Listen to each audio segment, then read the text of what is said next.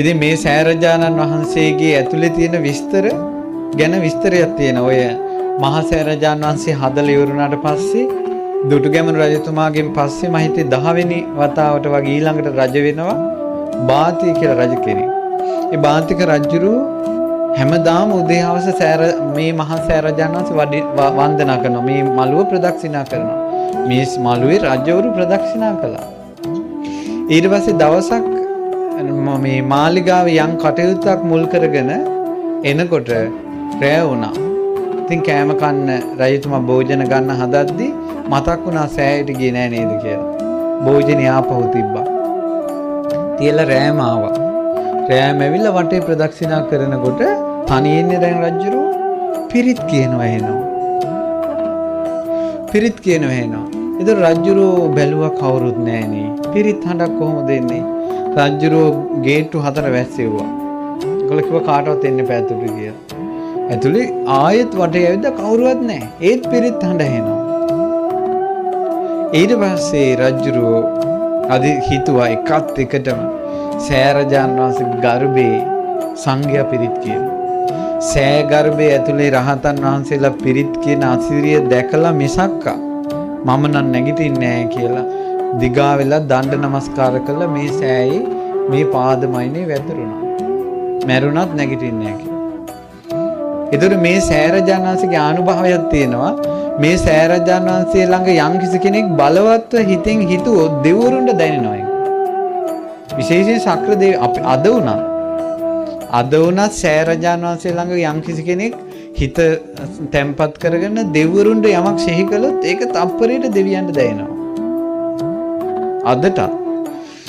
ඉතින් ඒ නිසා මේ සෑරජානන් වහන්සේ ගාව මේ වැඳ වැටෙනකොටම ශක්‍ර දෙවිඳුරයාගේ ආසනේ වුණා.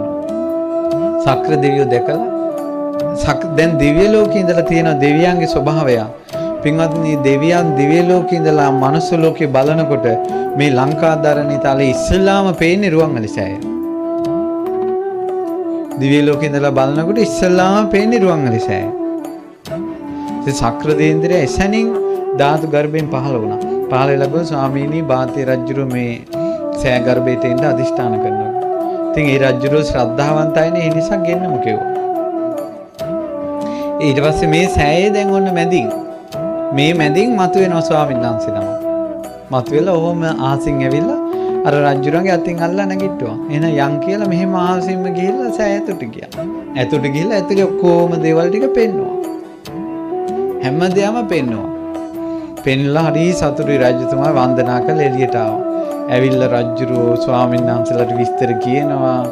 දවසක් ස්වාමීන් වහන්සේලා ඔක්කොම මේ විස්තර අහන්න ඕන කියලා ලෝවා මහා ප්‍රාසාදයේ යටතට්ටුවට එකතු වුණා. රජුරෝ මේ වගේ ධර්මාසන ඉඳගෙන හවස පටන් ගත්තා. හැන්දෑවේ 3ට 4ට බණ කියන්න පටන් ගත්තා. මම සෑය ඇතුලේ මේවා තියෙනවා මේවා තියෙනවා මේවා තියෙනවා මේවා තියෙනවා මේවා තියෙනවා කියලා. පහුවදා එළි වුණා. පින්ඩපාත යන කාලේ 9ට 8ට 9 වුණා පහුවදා. ඒත් ඉවර නැහැ. ඊට පස්සේ ඇහුවා මේ රජතුමා ඔය කියලා ඉවර නැද්ද? කියනවා ස්වාමිනී මම දැක්ක දේවල් වලින් 10න් පංගුවක්වත් තව කිව්වේ නැහැ කියලා. කිව්වා ස්වාමිනී මම දැක්ක ඔක්කොමත් මම දැක්කේ නැහැ කියනවා. මගේ ඇස් වලට බෙන්ච ටික විතරයි කියන ඔය කිව්වේ. ඒත් 10න් පංගුවක්වත් කියලා ඉවර කරගන්න බැරි වුණා කිව්වා. කොහොමද විස්තරේ? රජතුමාට ආසාවක් හිතුණා. පොඩි මේ අනුරුවක් හරි මිනිස්සුන්ට දකින්න තිබ්බොත් හොඳයි කියලා සෑය ඇතුලේ තියෙන පිළිමවල අනුරු හැදුවා. බාතිය රජුරෝ.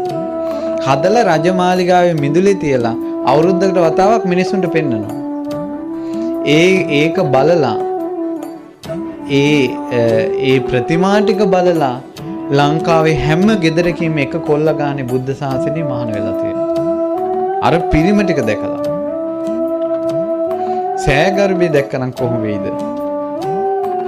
ඉතින් පින්වත්නි ස්වර්ණමාලී මේ උතුම් මහා සෑරජානන් වහන්සේගේ ධාතු ගර්භේ ওই විදිහට තමයි හැදුනේ.